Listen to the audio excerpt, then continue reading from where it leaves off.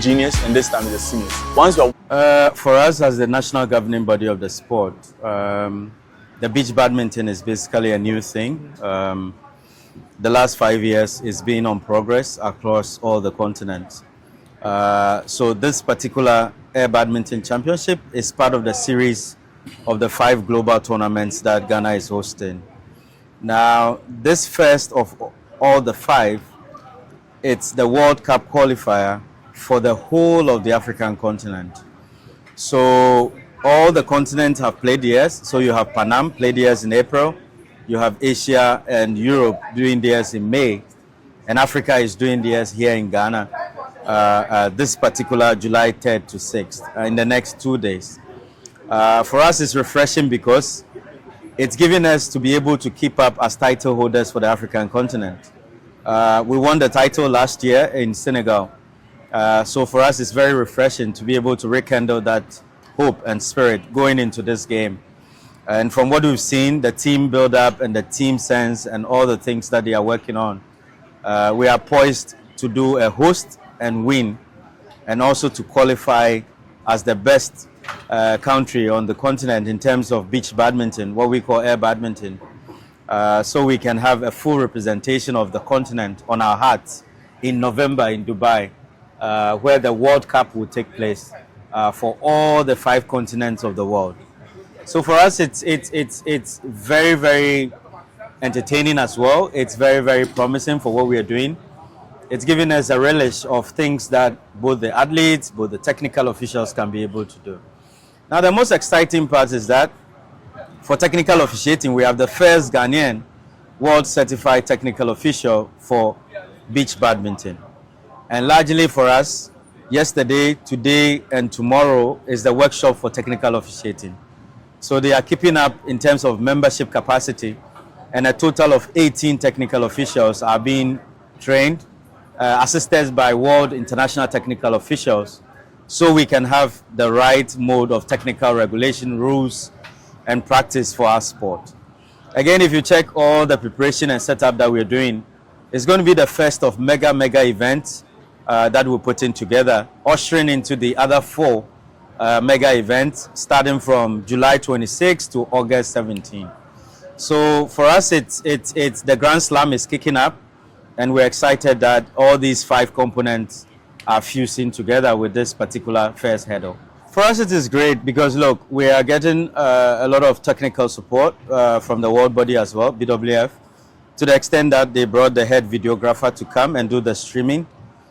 Because as you might be aware, the world body has a total membership of about 1.3 billion on all our social media platforms combined.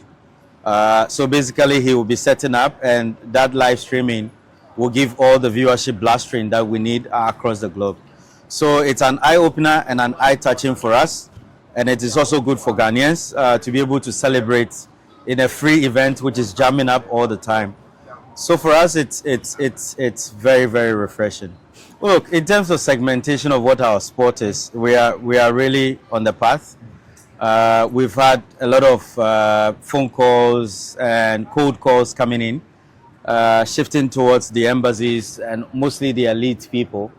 But largely, look, it's a sport for all. And for us, in terms of to reach out to the consumer space, is to use it as an outdoor event, which the world body saw many years ago, that we are now also an outdoor event.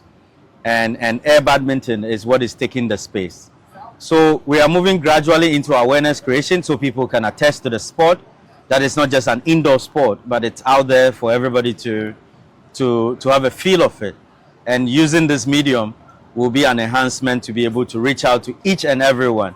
Our goal is to reach out to every child that is school going and every child who is in the community. And for us, this is one of the things. So from Benin, closer to Hafasnin, right up to Aflao or Hajitove, just a village after Aflao, all the beach routes that we are seeing is giving massive participation. And look, we have a team from the Winneba University, which is just focusing on research into AirBadminton. And yes, the Hypers school department in the university.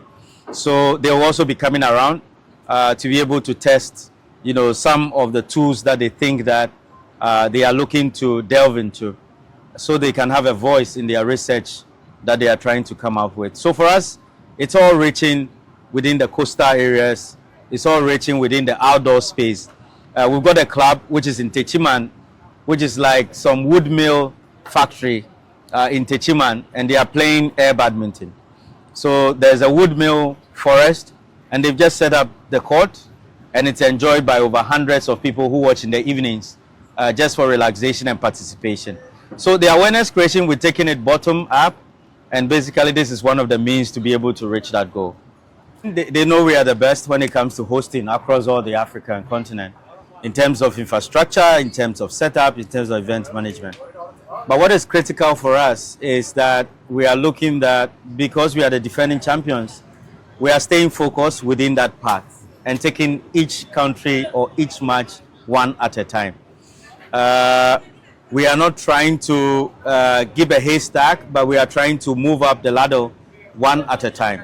So yes, there are bigger heavyweights by country, but for us it's about the technique. And we understand it best. And these are countries we beat them last year. And these are countries that will beat them again this year. If you watch Mauritius, they are very, very heavy. It's a badminton #1 for them in their country. It's their #1 sport. So whether it's the indoor or outdoor, they are extremely good because of the cultural dexterity of that country. But largely, if you look at the North Africans, they're investing heavily into infrastructure, into research, into performance. For us, we have an advantage, superiority with technicalities.